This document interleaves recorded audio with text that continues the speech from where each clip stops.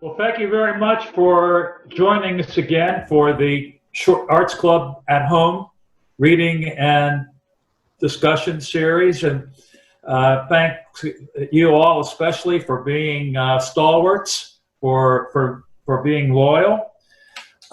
This time, we're trying something different. We're going to read and discuss two short stories. One is a short story, and that is the birthday party by Katherine Brush.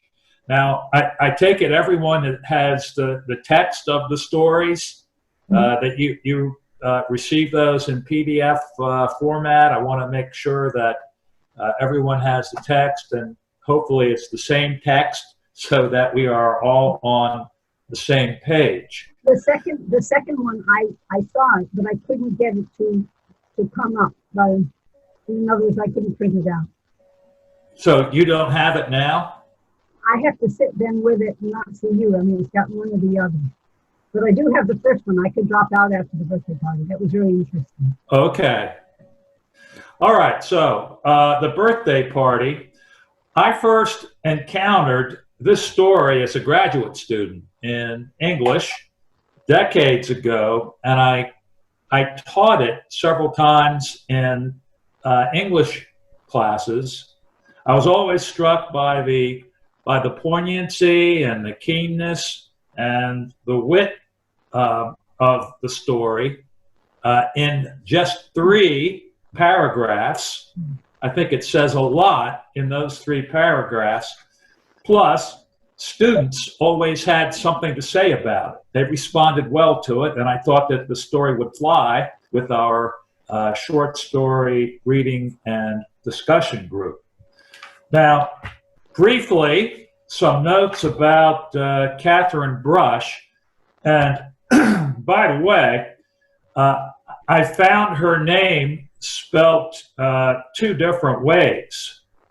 Katharine and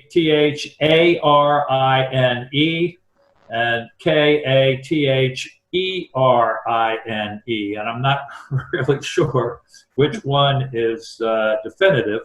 But Katherine Brush lived from 1902 to 1952, dying at age 49. And she was an American newspaper columnist, a short story writer, and a novelist. In the era of the 1920s and 1930s, she was considered one of the country's most widely read fiction writers. Also, she was one of the highest paid women writers of the time. And several of her books were bestsellers, and several others were made into movies. Now, I have a note here from Wikipedia that ironically, Brush frequently told friends that despite being popular and critically acclaimed, she worried that after she died, she would probably be forgotten. And you wonder how many people today have heard of Katherine Brush. In 1967, only 15 years after her death, a critic who had known her noted that, in fact, fewer and fewer people remembered who she was. And I don't believe that any of her other work is still in print. Now, the short story, The Birthday Party, is frequently taught in literature classes, and it appeared in the 2005 Advanced Placement English literature exam. The students had to write about that. And the story was originally published in the New Yorker's fiction section on March 16th, 1946. So we keep in mind that it's just a year or so after World War II that we have this the setting for this story. So let's go ahead and take a look at it. And why don't we have we'll select three of you, and each of you read a paragraph, and then those who don't read that on the birthday party will start on a clean, well-lighted place. So who would like to go first? Anybody, or shall I do? Let's see, Sandra, you want to start us off since you do have the text of the story? Yeah. Oh, some of you don't, when you have it. Okay. Okay, you start us off on the first paragraph, please. They were a couple in their late 30s. Can you hear me? Yes. Okay. And they looked unmistakably married. They sat on the banquette opposite us in a little narrow restaurant having dinner. The man had a round, self-satisfied face with glasses on it. The woman was fadingly pretty in a big hat. There was nothing conspicuous about them, nothing particularly noticeable, until the end of their meal, when it suddenly became obvious that this was an capital O occasion. In fact, the husband's birthday, and the wife had planned a little surprise for him. Okay, great, thank you.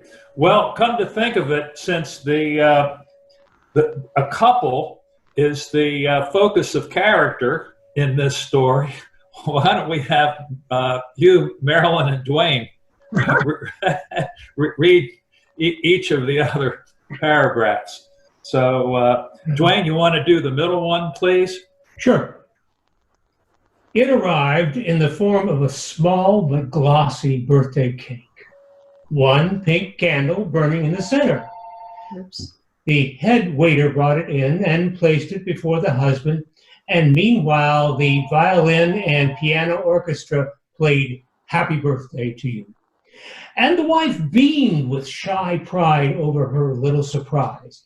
And such few people as there were in the restaurant tried to help out with the pattering of applause. It became clear at once that help was needed, because the husband was not pleased. Instead, he was hotly embarrassed and indignant at his wife for embarrassing him. You looked at him and you saw this and you thought, oh, now don't be like that.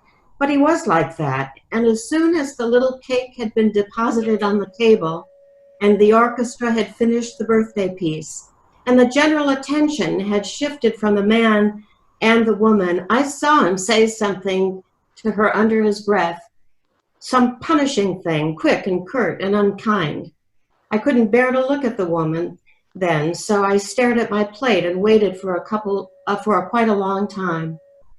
Not long enough, though. She was still crying when I finally glanced over there again, crying quietly and heartbrokenly and hopelessly, all to herself, under the gay big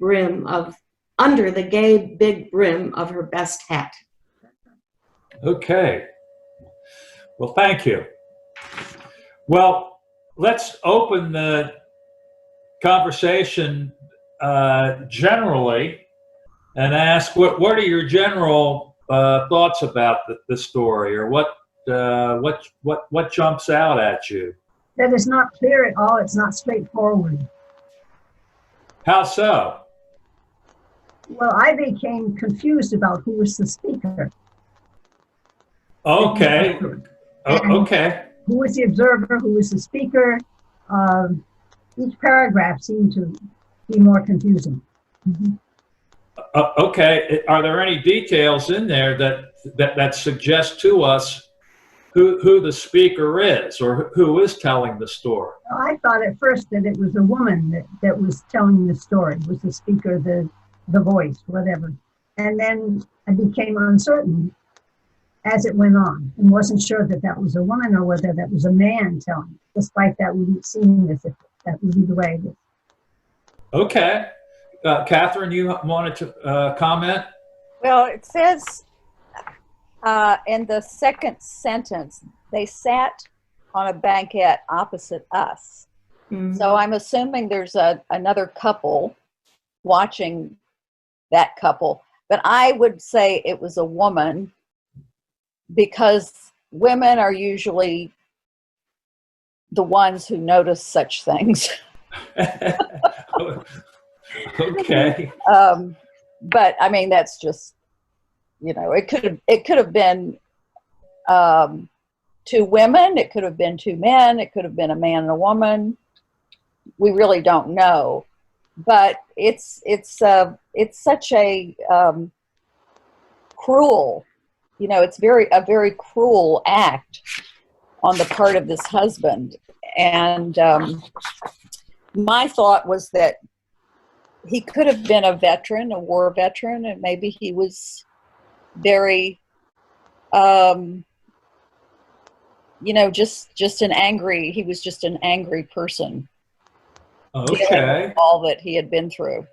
Okay. Very good. Susan? And I wanted to say that was my thought exactly. These people are older than my parents were by about 10 years, but the same basic generation. And I actually thought back, so many contemporaries of my dad's died of heart attacks in their 40s. My dad himself died of, he was a dedicated smoker and died in his 60s of lung cancer. That generation of men in my mind were just wound too tight. And I didn't know for a long time, I hadn't thought about it exactly, but another friend of mine, he said that, his dad had suffered from, he said we didn't know what to call it, but it was post-traumatic stress disorder. Right. And when I thought about that, I thought, that was my dad. That was so many of his friends. They saw too much. They were too young and they just saw too much. And when they got back, and this guy in the story was in his 30s, so he was probably an officer. And he was probably used to immediate obedience when he said something. And I can just think of what he said to his wife. I felt this was an incredibly sad story. Where did you get the 30s? Being in his, Well, Well, it says in the first that they were in their late 30s, the first line. forgot. yeah, a couple in their late 30s. Okay, forgot that.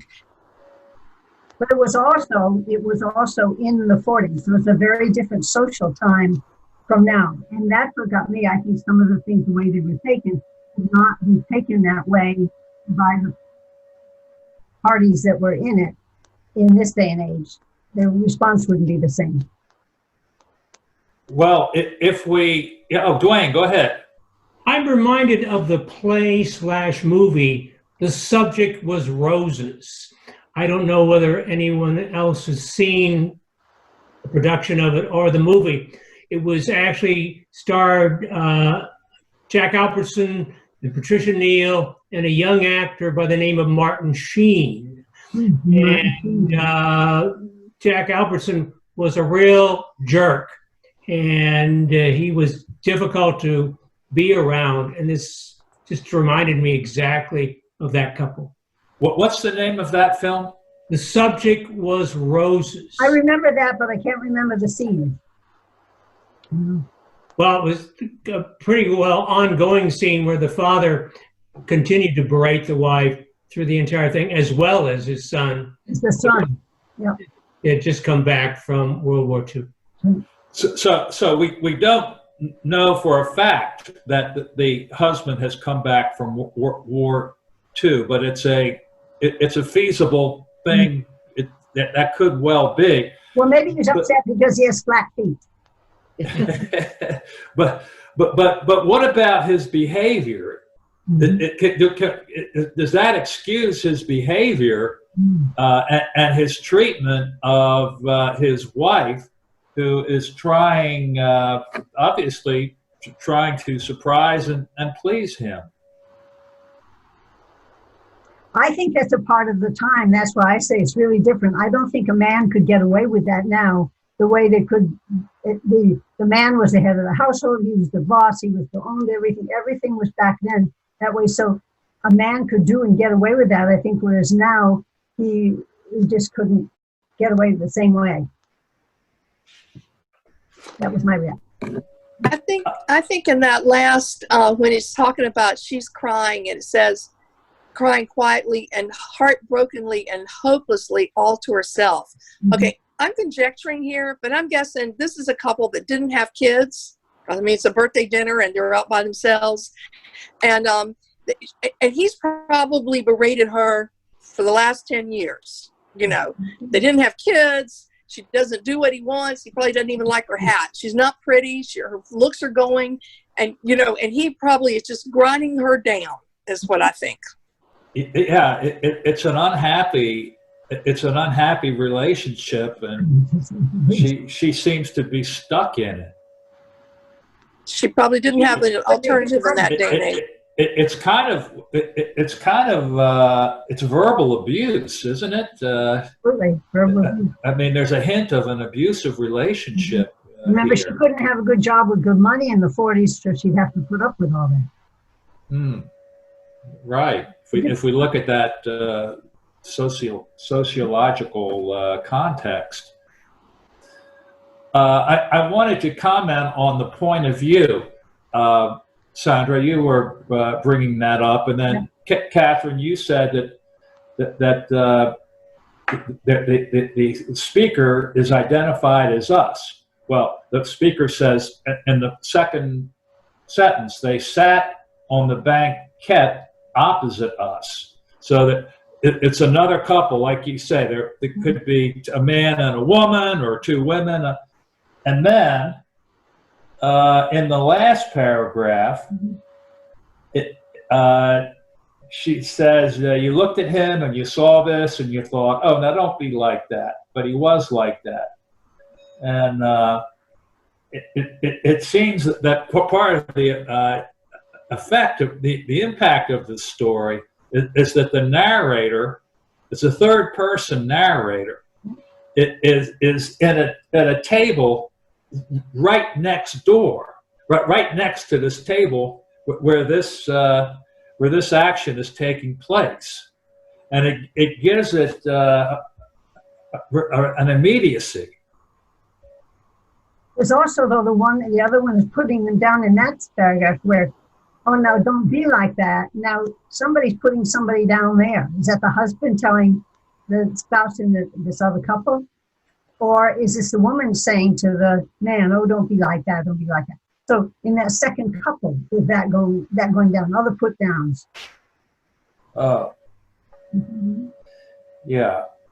Well, I think when the narrator says you looked at him, that shifts the point of view to second person, and it's more like the narrator is speaking to us.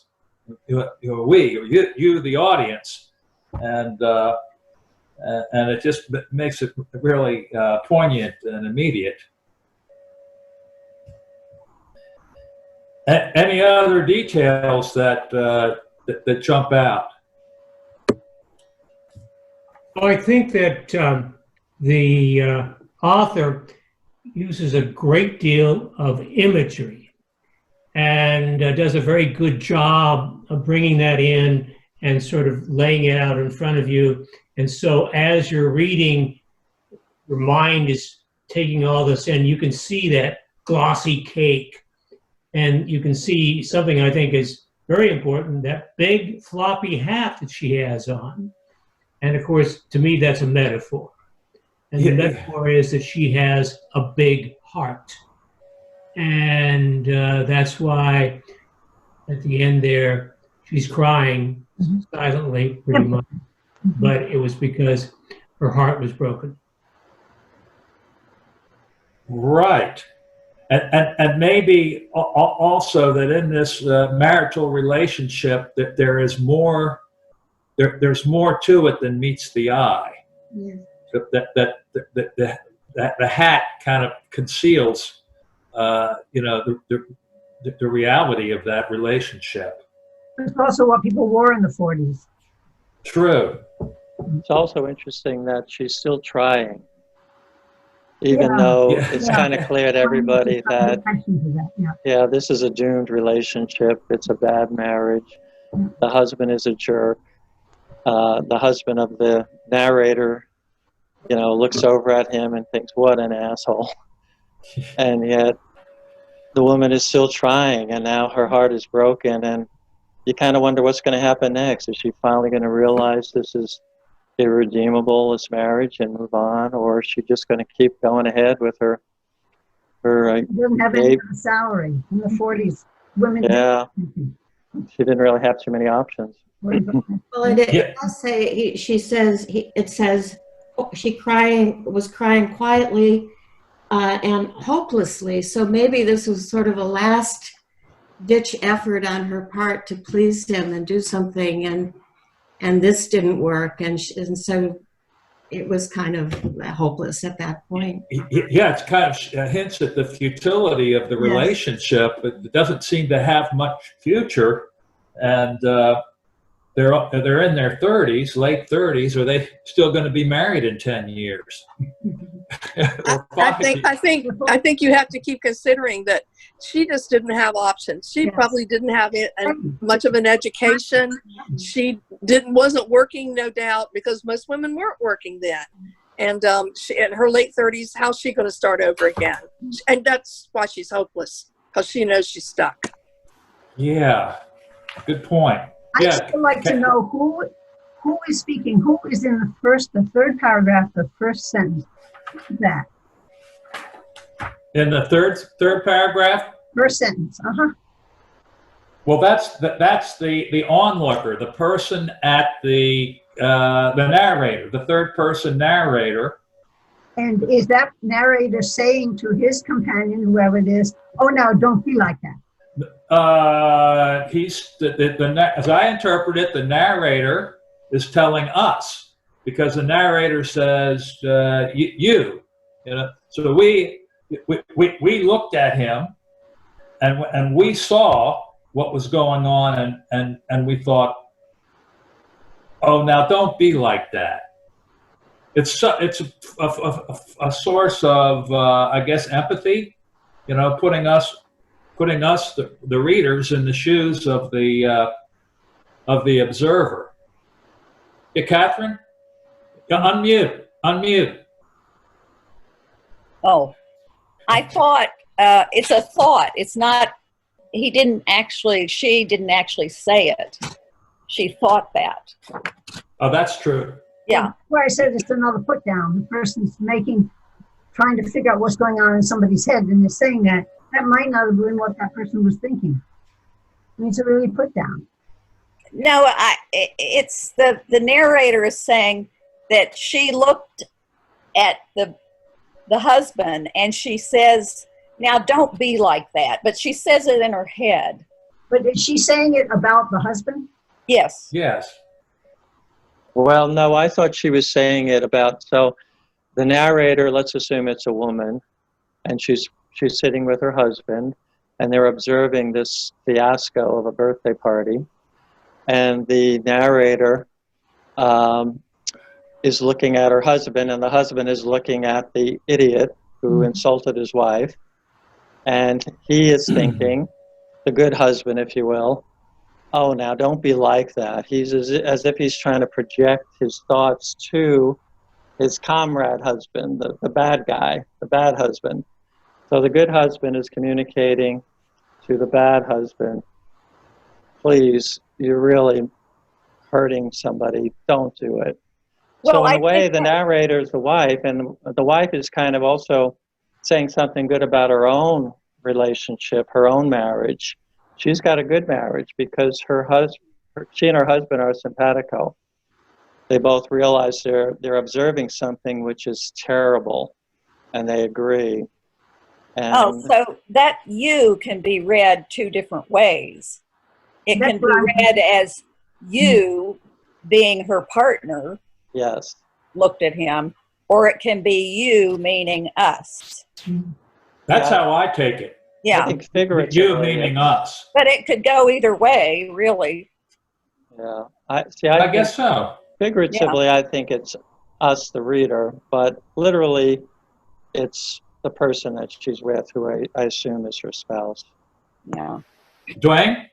Two things. One, I think actually should have added a sentence whereby she kept her husband at the table, so that to remind him to keep his mouth shut and not get involved in this type of a thing. So there could have been a kick and a grimace on his face along the way.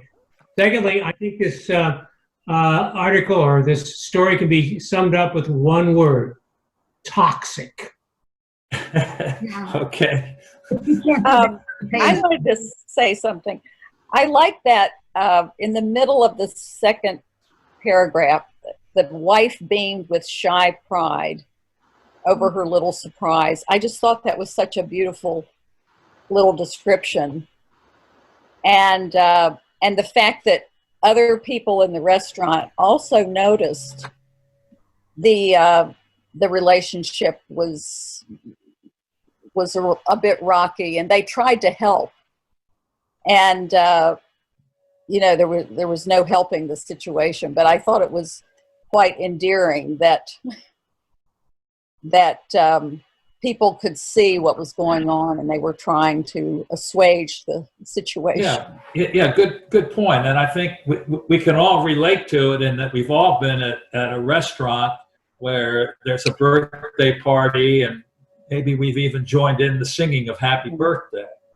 But that is an endearing phrase. The wife beamed with shy pride over her little surprise, and I think it hints at the fragility. Martin had said earlier that it was, or somebody had said that it was so kind of tender or didn't make much sense, that without all the things she knew about him and what things were, she was still feeling that maybe it would work, or that it was going to be a nice day. And she should have known going in and ordering the cake that it wasn't, that he wouldn't like it, it wouldn't come off there. And Dwayne, you were commenting on the imagery and the figurative language in it, and I think you noted that one pink candle burning in the center.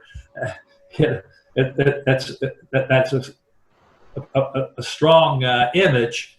And just as kind of a footnote, I wonder if anybody saw that article in the Post a couple days ago about the question of blowing out candles on birthday cakes in the age of the coronavirus, and how that practice, which when you come to think of it, it's always been icky, an icky practice. But it's likely that blowing out the candles on a birthday cake is going away. It's not going to happen anymore. Yeah, because that was be alive by the few months. That was actually an issue when HIV first came out, and people didn't understand how it was contracted, and I remember reading an article about a teenager had it, I think from a blood transfusion, and she had specially asked for red birthday candles on her cake, and when the cake came out in front of the family, the candles weren't there, and she asked her mom afterwards, why didn't you put the candles on the cake? And her mom said, I didn't think anybody would eat the cake if you blew out the candles. Right. Here's a substitute for that particular procedure. Take your finger, your index, and your forefinger, moisten them, and snuff it out.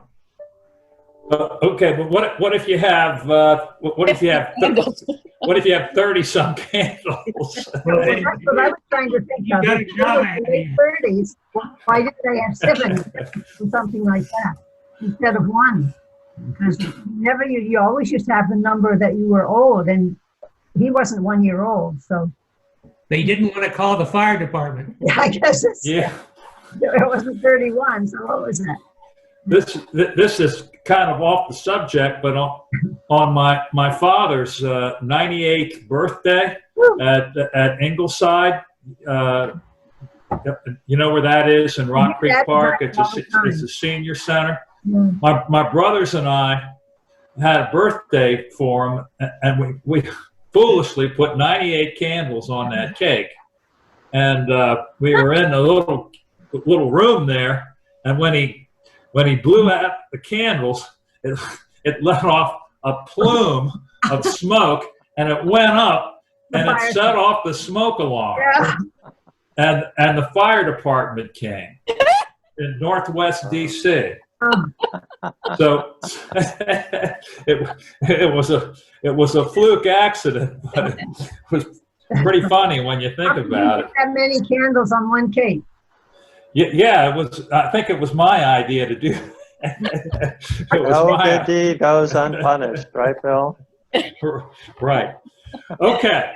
Well, watching the time, let's go on to the other story, which is Ernest Hemingway's A Clean, Well-Lighted Place.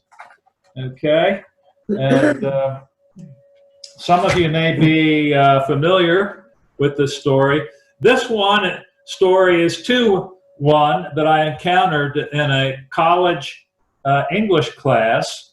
And again, it made a lasting impression on me. It has stuck with me over the years. And I was always struck by the old man there in the cafe, the clean, well-lighted place, and the differing treatment of those two waiters. One seemed so accommodating and compassionate, and the other seemed so harsh and impatient. Now, this story, let me get my notes here. This story was first published in Scribner's magazine in 1933, and it was also included in a collection of short stories called Winner Take Nothing that was also published that year. And to note a historical reaction by another author, James Joyce remarked that Hemingway, has reduced the veil between literature and life, which is what every writer strives to do. Have you read A Clean, Well-Lighted Place? It is masterly. Indeed, it is one of the best short stories ever written. So let's go ahead and take turns reading this one as well. And yes, Dwayne. I had a real quick question. Did you partially choose this particular story because Ernest Hemingway's date of birth was July 21st, just 2 days ago? That's good observation, Dwayne. No, I didn't realize that, but yeah, that is, it's, I guess, intuitive. I a priori, I knew. I guess we need a birthday cake for the gent, right? Right. Yeah, that's interesting. The timing of it. Well, happy birthday to Ernest. I think Ernest Hemingway would insist on a blue candle, though. And actually, maybe there are some similarities. There's some analogies between the two stories, that they are alike in some ways. But let's go ahead and let's see. Who shall we have read? Martin, you want to start us off on this one, please? Sure.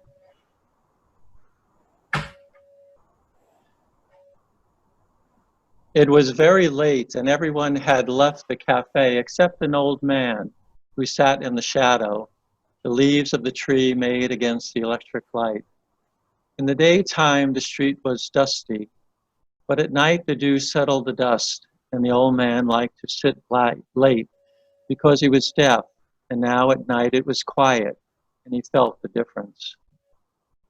The two waiters inside the cafe knew that the old man was a little drunk. And while he was a good client, they knew that if he became too drunk, he would leave without paying. So they kept watch on him. Last week, he tried to commit suicide, one waiter said. Why? He was in despair. What about? Nothing. How do you know it was nothing?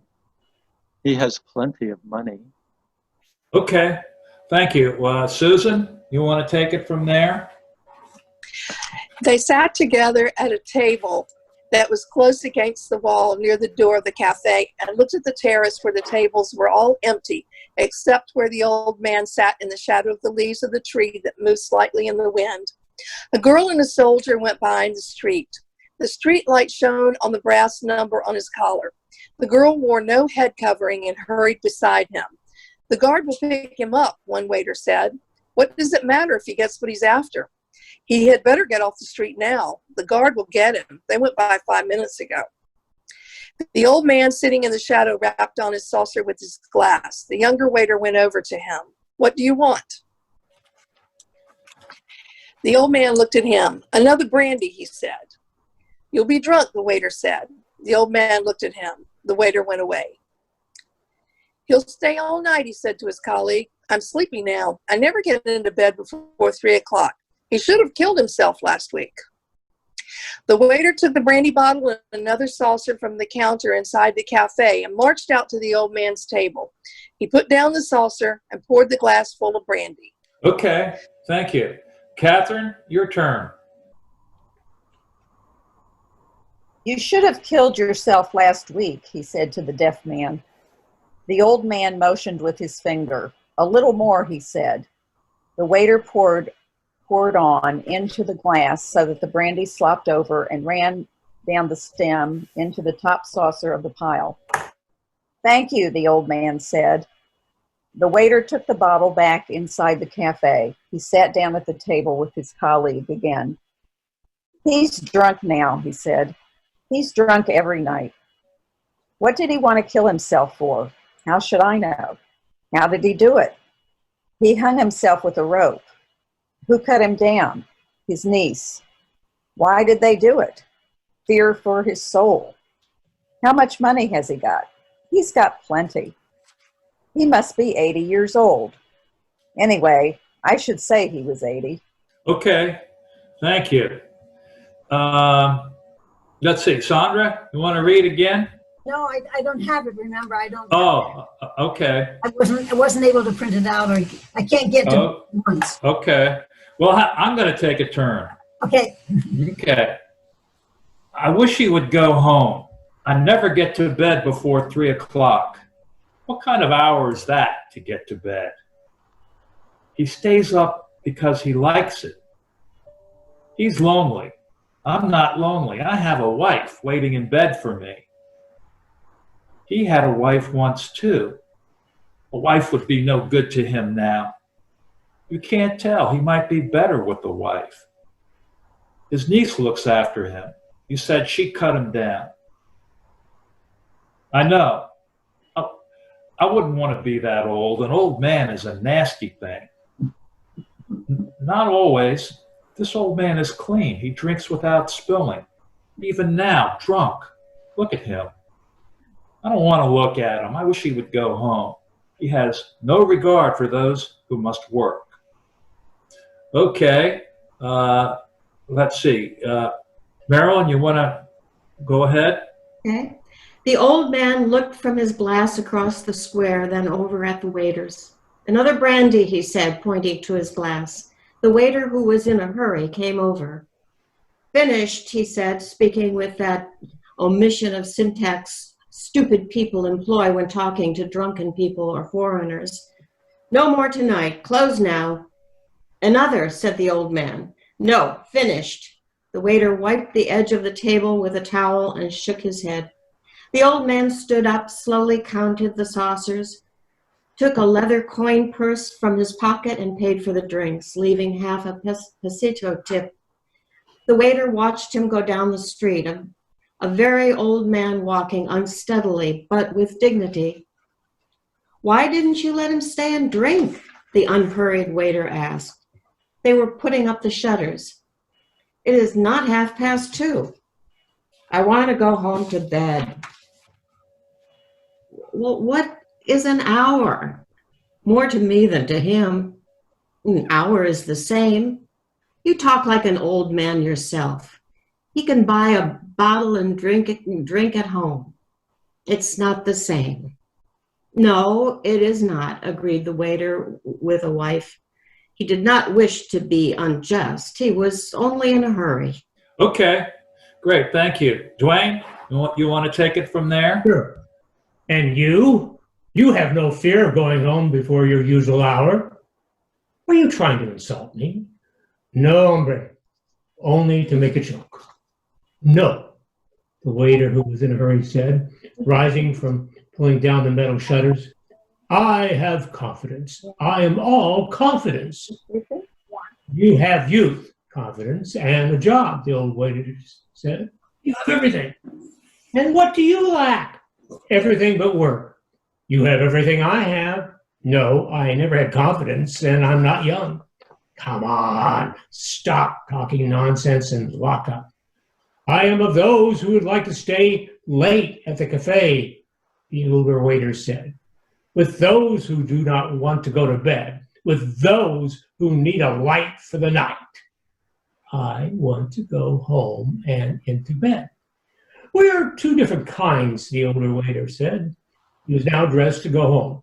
It is not only a question of youth and confidence, although those things are very beautiful.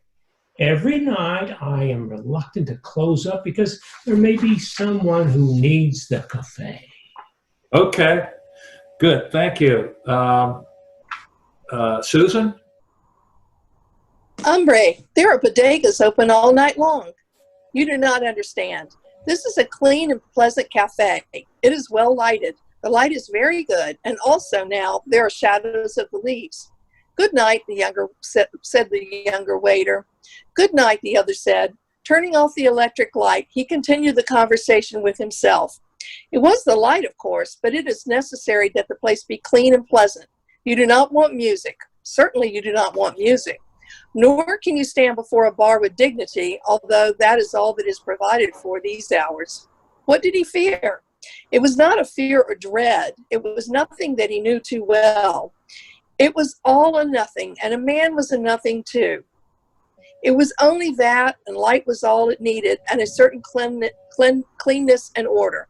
Some lived in it and never felt it, but he knew it all was nada y pues, nada pues nada. Our nada who art in nada, nada be thy name, thy kingdom nada, thy will be nada in nada, as it is in nada. Give us this nada, our daily nada, and nada us our nada, as we nada our nadas, and nada us not into nada, but deliver us from nada. Pues nada. Hail nothing, full of nothing, nothing is with thee. He smiled and stood before a bar with a shining steam pressure coffee machine. Okay, thank What's you. yours? Oh, sorry. Okay. Martin, you want to bring us home, please? Okay. What's yours? Asked the barman. Nada. Otra loco más, said the barman and turned away. A little cup, said the waiter. The barman poured it for him. The light is very bright and pleasant, but the bar is unpolished, the waiter said. The barman looked at him but did not answer. It was too late at night for conversation. You want another copita? The barman asked. No, thank you, said the waiter, and went out. He disliked bars and bodegas. A clean, well-lit cafe was a very different thing. Now, without thinking further, he would go home to his room. He would lie in the bed, and finally, with daylight, he would go to sleep. After all, he said to himself, it's probably only insomnia. Many must have it. James Joyce once remarked, oh, I'm sorry, that was the comment. Okay, sorry. Yeah.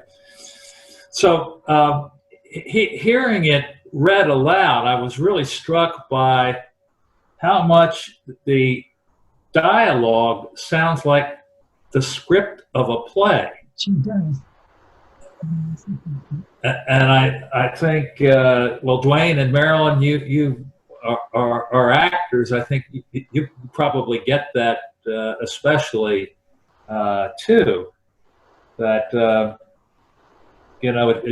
the story really it comes alive in part through the dialogue. Yes, Catherine. Did you notice that the dialogue in the beginning, it doesn't really say if it's the older waiter or the younger waiter like it does later on. So I don't know if that's giving you the chance to figure out who's who.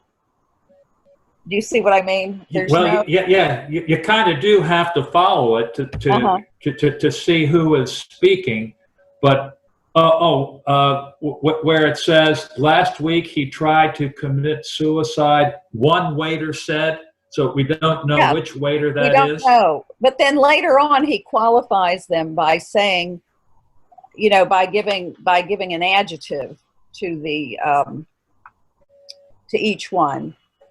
Right. Yeah. But and that's an interesting passage that you bring up, because it ends with the statement, he has plenty of money. Yeah. So the older waiter knows that there is more to life, right, than money. Right. The older waiter has a appreciation of other things in life. Mm-hmm. And so I think it's, if we trace it back here, let's see, older, younger. Yeah, it's younger. It's probably, it's the older waiter who's saying last week he tried to commit suicide. But I see what you mean, yeah. So he says, like, he describes the waiter as one waiter said, where later on he goes, he says, the waiter who was in a hurry came over, or let's see. Right. You're right. There was more of there was not the ambiguity of who was talking, Right. as there was in the beginning. Yeah, there's a descriptor, a describing phrase, and come to think of it, another thing is that there are no names. Right. There are no names in this story. Mm-hmm. And there are no names in the birthday party. Mm-hmm. Bill, you were talking about the fact that this resembled a script along the way. I'm reminded of the first time I actually came in connection formally with Ernest Hemingway as a freshman in college, and we read For Whom the Bell Tolls. And my English lit professor said that what made Ernest Hemingway really readable was his Spartan way of writing, where he had everything stripped down, and also there was a cadence to whatever he wrote that you could actually get into the motion of the story. Right. Yeah, I think that's true. I had an English class where in 20th century American literature, and the professor used the phrase "taker outer" when it came to writing style. So an author like Hemingway was a taker out. So his style is sparse. He takes out all the extraneous stuff, and then you have another author like William Faulkner. who was a putter-inner. He's at the other end of the spectrum, because if you read his work, you see how there's so much to it. Yes, Martin. Bill, speaking of that, taking out and him, just using exact amount of words that he wants to. There's an odd sort of point in the story. If you go back to the first page, and then roughly the second full paragraph after that first set of dialogue, they talk about another table and this incident with a soldier and a girl, right, and the policeman, and then it's totally dropped. I'm just wondering why was that put in there in the first place? I didn't really understand what the significance of that kind of interlude was. It didn't, to me, it didn't seem to add anything to the story or even the ambiance, but maybe do other people see something that I'm missing there? Maybe it was a way of identifying the younger from the older. I thought it had to do with the curfew, and again, suggesting how really late it was, because what they were saying was that the guards are going to pick the soldier up. It took me a little bit to figure out who they were talking about. The guards are going to pick him up. And it's when he says, what does it matter if he gets what he's after? Obviously, he's talking about he's with his girlfriend. So, and you better get off the street now. The guard will get him. They went by 5 minutes ago. So it's kind of a story within a story. But when you look at the story, there's several little stories within stories here. But that one, I thought they were indicating it's really late at night. Everybody's left. The streets are empty. And, why are we still here? Well, I thought that the girl and the soldier have companionship. They may be lovers, but that they have companionship, they have closeness, and that contrasts with the loneliness and the isolation of the old man in the cafe. Dwayne? Talking about taking out and putting in, I'm reminded of the famous 6-word novel that Ernest Hemingway is attributed to. You know what I'm talking about? What is it? It's basically this: for sale, baby shoes, never worn. Oh yeah, right. That's a sad short story. Definitely. Yeah, that's right. Well, it's also curious, this paragraph, though, where he says, the girl wore no head covering and hurried beside him. I mean, that's sort of a detail. Why would he put that?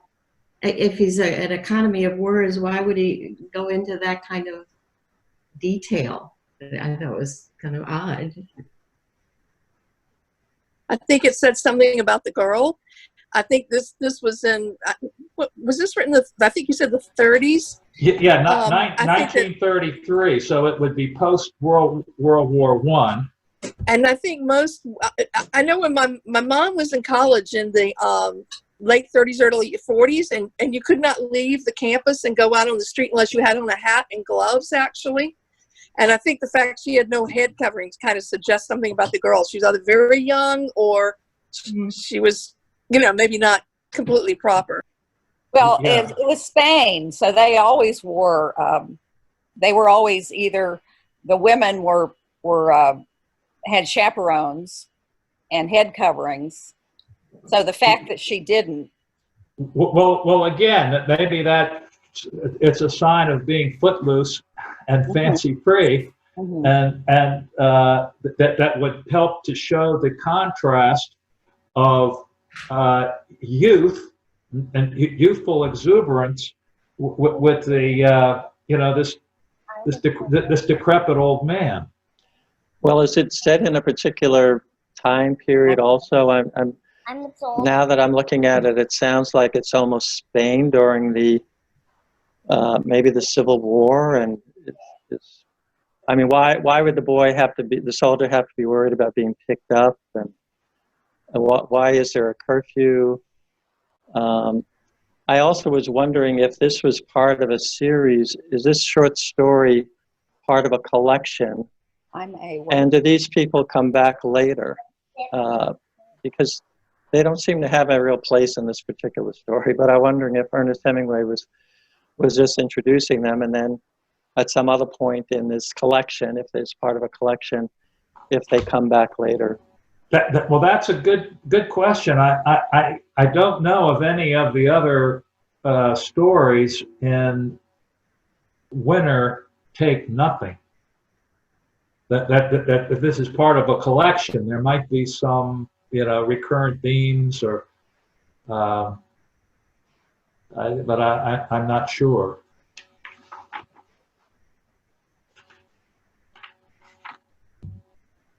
But well, here's a question for you: who is the main character?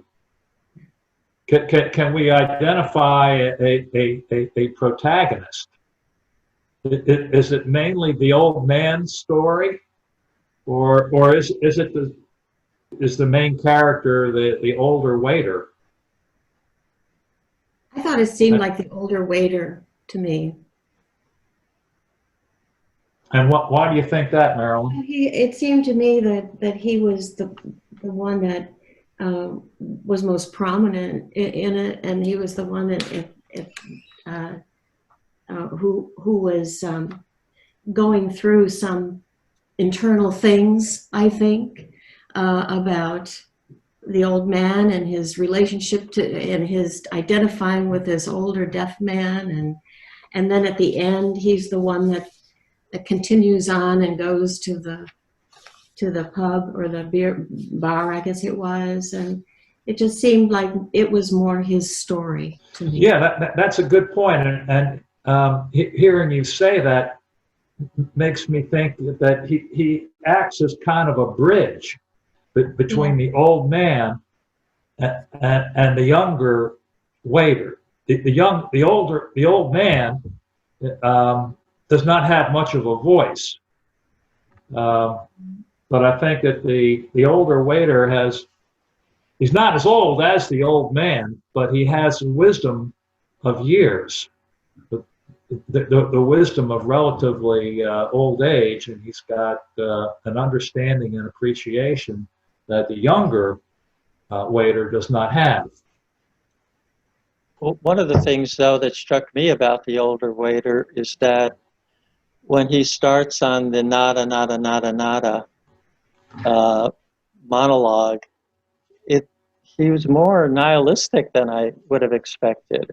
I would have expected a person who relatively sympathetic. He was sympathetic to the deaf old man. But then all of a sudden he introduces this very kind of a bleak view of the world. And I don't know, to me it just didn't seem to be quite, well, certainly was not what I was expecting.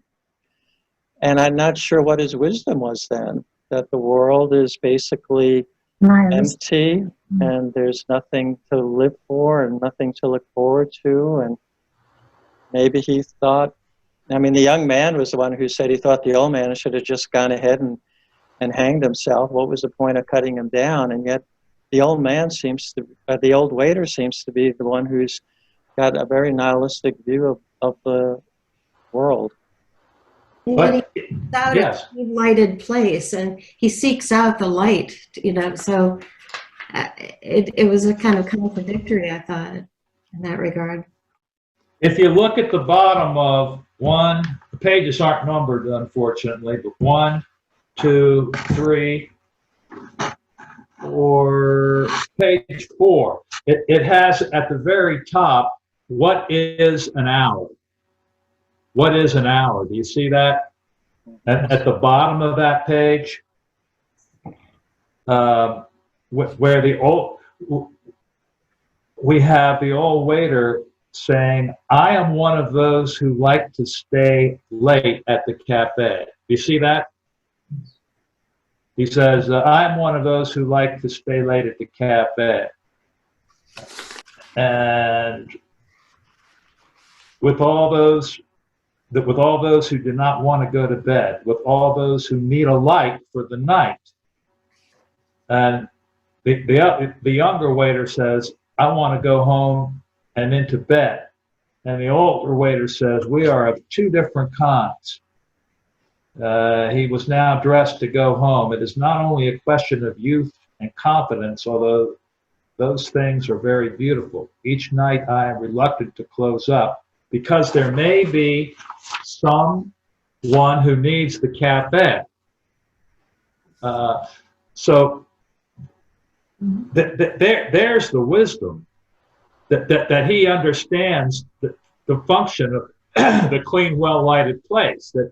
That this old man who could try to commit suicide, he's lonely, he's isolated, and he has nowhere else to go. And the younger waiter does not understand or appreciate that. So, but the older waiter does. And at the same time, Martin, as you're pointing out, he is nihilistic. I mean, there is this dark side of it. Yeah, nihilism, what? It's a belief in nothing. And we look at the context too. This is post World War I, which was a horrible war with millions of people killed, and then we have the Great Depression, all this negative stuff. Very trying time in world history. And yes. Now, something else that I wanted to point out that in reading this, I had a thought about Edward Hopper's painting, Nighthawks. I think we can all picture that. And I liked, Dwayne, that you brought in another artistic medium, film. The subject was roses in relation to Birthday Party. And I think it's good if we can look at other art forms. But if you can picture Nighthawks from 1942, so that was painted 9 years after A Clean, Well-Lighted Place. But that painting is so iconic, I think, we can all picture it. And it portrays people in a downtown diner in an American city at night as viewed through the diner's large glass window, with striking contrasts of light and shadow, just as we have light and shadow running through A Clean, Well-Lighted Place. And that Hopper painting also hints at the loneliness and isolation of people, and the need for people to find solace and shelter in a clean lit place at night. And in that painting, if you can picture it, on one side that there's a man and a woman, and they have companionship. But then there's another guy on the other side of the counter who is alone. And you get a sense of his being isolated in contrast with the couple on the other side of the counter. And then you have the counterman or the waiter who's in the middle. But it's just another way of thinking about both the painting and A Clean, Well-Lighted Place. I'll stop there. Yes, Dwayne? The only thing that Nighthawks painting is missing as far as our discussion today, a small glossy birthday cake with a pink candle on it.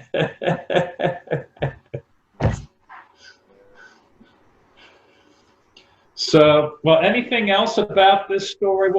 Now, we should look at the last paragraph.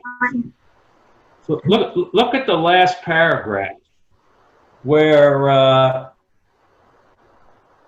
the older waiter says he would lie in the bed, and finally, with daylight, he would go to sleep. After all, he said to himself, it's probably only insomnia. Many must have it. And is it insomnia, or is there something else there? What if he says many must have it? Then what is it that keeps people up at night? Mm-hmm. So I don't have the answer. I'm just raising the question. I think he's gotten his days and nights reversed.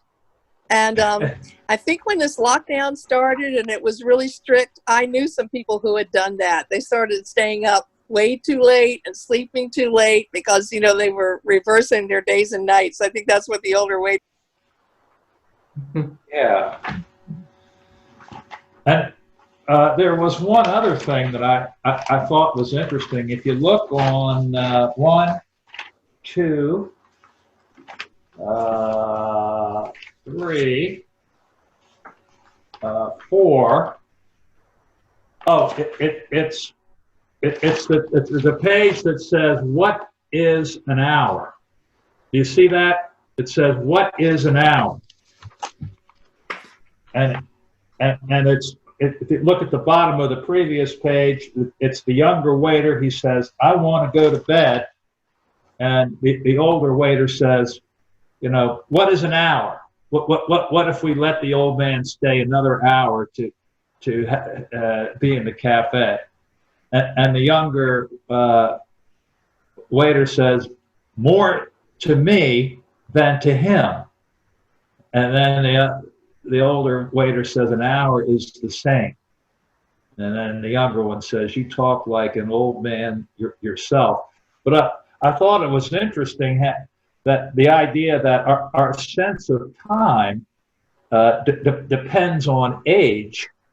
So that when you're 21, an hour has a different meaning to you than it does when you're 71 or when you're 80. So yes, Martin.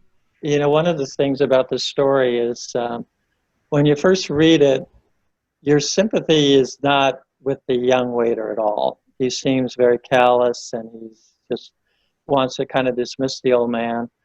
But after, we've been talking about this story, I think that the young waiter is kind of, he has a lot of sense. He knows what's important to him. He's got a wife at home, and he wants to get into his bed. And in a sense, he's saying, I'm not going to let the old man or even the old waiter drag me down. These are people who have given up on life. I haven't given up yet. And you think I'm callous? Okay, well, I'm surviving. And I'm capable of being happy. And what makes me happy is lying in bed with my wife and getting a good night's sleep. And if that's something you can't appreciate, that's your problem, not mine. But do you think the others have given up on life? Oh yeah, for sure. Maybe. Well, the old man, but he has committed suicide, so that. Well, but his niece saved him, and then the older waiter is hidden that way. No, I don't see it that way. I think the older waiter is just, I think you're right, Bill. I think this makes a statement about age that I hadn't thought about. But the older waiter is still looking out for other people. He's still thinking what would make him happy or content, and knows it's more self-knowledge to me. The old man is hard to tell because we never get inside the old man's head. We only see him from other people's viewpoints, so we really don't know. But he does have a niece who looks after him, and he has plenty of money. Okay, so look, thank you all for joining us